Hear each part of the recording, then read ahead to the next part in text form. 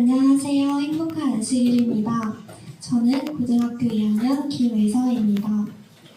이 시간 여러분들과 함께 삶의 동기와 진정한 계획이라는 주제를 가지고 은혜를 나누고자 합니다. 어느 평화로운 밤이었습니다. 저는 그동안의 분주함을 뒤로하고 혼자 운동장을 걷고 있었습니다. 하늘엔 수많은 별들이 빛나고 있었고 제 머릿속엔 다양한 생각들이 오고 갔습니다. 그러다 문득 제 자신, 즉 저의 수많은 고민들과 마주하게 되었습니다. 그동안의 삶을 돌아보면 늘 하나님을 가까이 하며 살았던 것은 아니었습니다.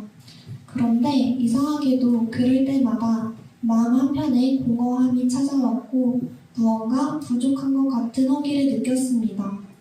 그때마다 하나님 앞에 엎드려 미래가 불안하다고 하루하루 열심히 산다고 하려고 했는데 하루를 돌아볼 때면 왠지 모를 씁쓸함이 든다고 평안을 구하면 주신다면서요.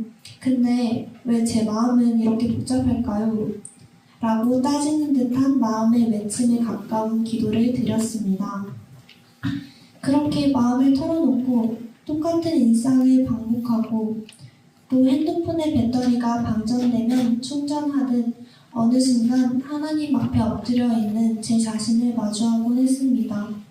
저는 이런 생각이 들었습니다. 이렇게 하나님을 찾으려고 발버둥 치는데 왜 항상 제자리이지? 왜 때로는 무엇이라도 이룰 수 있을 것만 같고 나는 괜찮게 사는 것 같은데 어느 순간 그 열심조차 식을 때면 과연 지금까지 내가 무엇을 위해 열심을 내며 살아왔는지 돌아보게 됩니다. 그 열심의 진정한 동기는 과연 무엇이었을까요? 저도 처음엔 그 진상을 잘 알지 못했습니다. 근데 하나님을 위한 열심이라 말해왔던 모습 속에 그 실제를 마주해보니 바로 제 자신이었습니다. 그리스도를 위한 봉사와 우리 상호 간의 교제가 자아를 높이려는 은밀한 욕망으로 인하여 얼마나 자주 손상을 받는가, 얼마나 자아 만족에 대한 생각을 하고 사랑하기 인정받기를 갈망하는가 라는 시대의 소망의 말씀이 이런 속절없는 저의 상태를 대변하는 듯해 머리가 망치로 한데 얻어맞은 듯한 기분이 들었습니다. 맞습니다. 부끄럽지만 이것이 그토록 포장하고 저 자신조차 애써 모른 척했던 저의 진정한 삶의 동기였습니다. 그리고 그 동기가 장래를 위해 계획을 세울 고등학교 2학년이 돼서야 적나라하게 드러난 것입니다. 올해 들어 전 제 미래에 대해 처음으로 진지하게 고민하기 시작했습니다.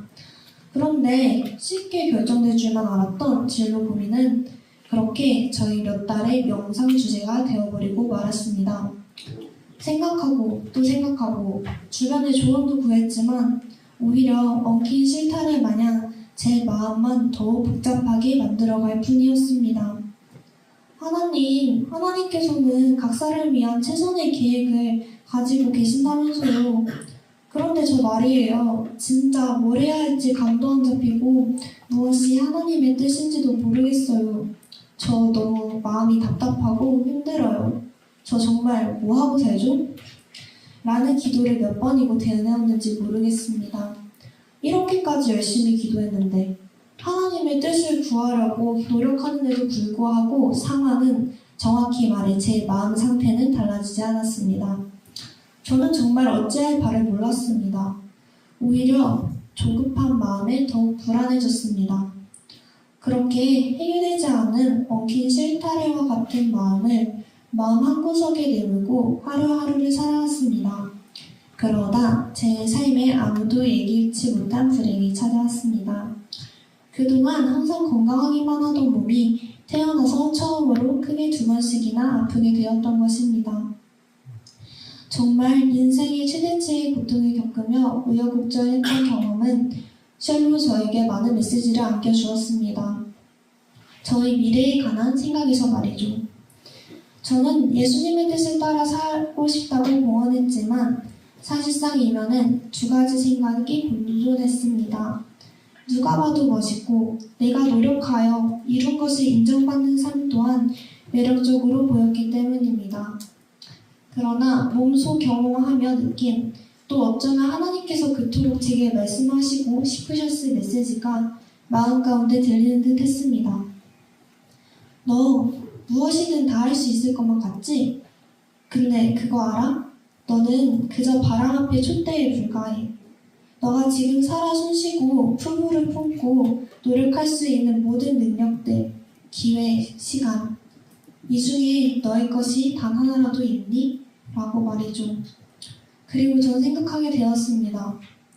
이왕 이 어두운 세상에 태어나 살아가는 작은 촛불과도 같은 삶, 내 노력을 보태워 자신이 조금이나마 더 빛나기보단 가장 크신 빛이신 예수님을 마음에 품어 그 온기와 빛을 세상에 바라는 삶을 살고 싶다고 말이죠.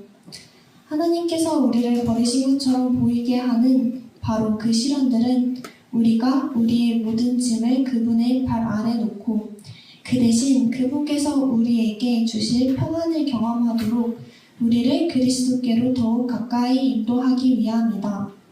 이 말씀처럼 어쩌면 아팠던 순간은 기억도 하기 싫지만 오히려 그 아픔이라는 시련이 아니었다면 쉽게 깨닫지 못했을 공갈을 단번에 배울 수 있도록 하나님의 섭리 가운데 사용하신 도구가 아니었나 생각이 듭니다. 솔직히 전 아직도 제 미래가 어떻게 펼쳐질지 잘 모르겠습니다. 그렇지만 한 가지 분명한 사실을 알게 되었습니다. 참된 인생의 방향은 내가 계획하고 내가 주도하는 인생 속에 주님을 포함시켜 도와달라 하는 것이 아닌 하나님께서 주도하시는 계획과 뜻에 내 계획을 포함시켜 그분을 따라가는 삶을 사는 것이란 사실을 말이죠. 저는 성경 속의 한 인물을 통해 이 삶의 원리를 더욱 분명하게 알게 되었습니다. 간증을 쓰기 위해 밖에 나가 있던 어느 날 밤 하늘엔 수많은 별들이 밤하늘을 가득 메우고 있었습니다.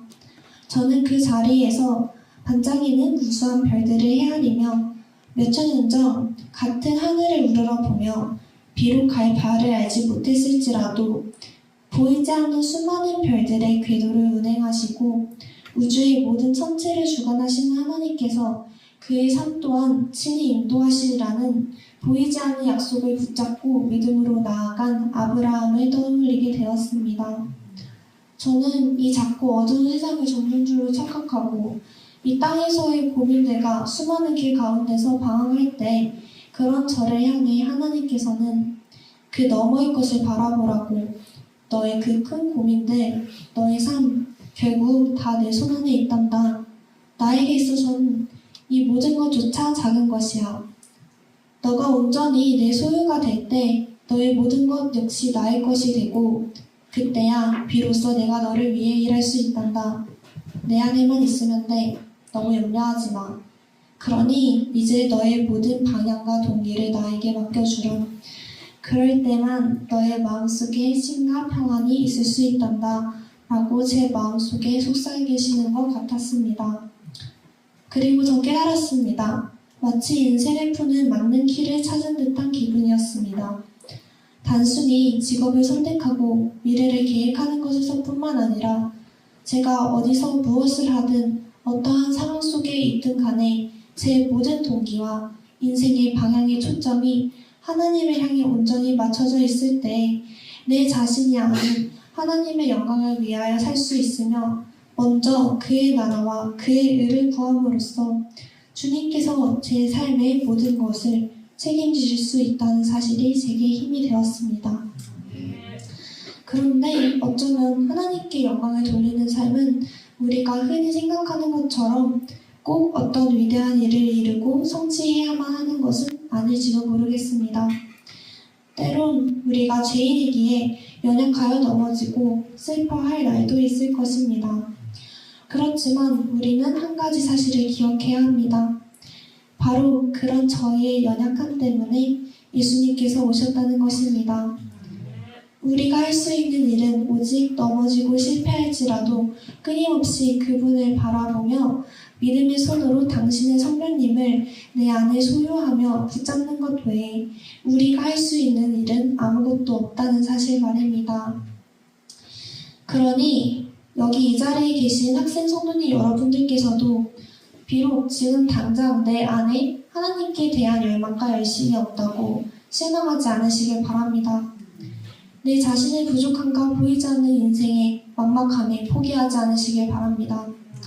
그 대신 이 모든 것들 위해 주관하시고 그런 저희를 위해 오신 예수님을 바라보는 저와 성도님 여러분이 되시길 간절히 소망하며 말씀 하나 읽고 마치겠습니다.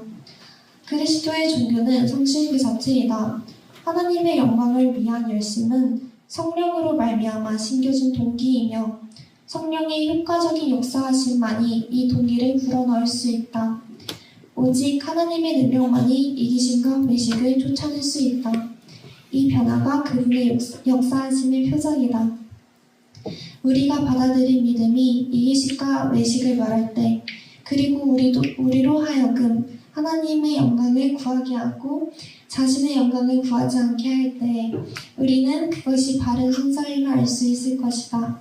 아버지여, 아버지의 이름을 영광스럽게 하옵소서. 요한복음 12장 28절. 감사합니다.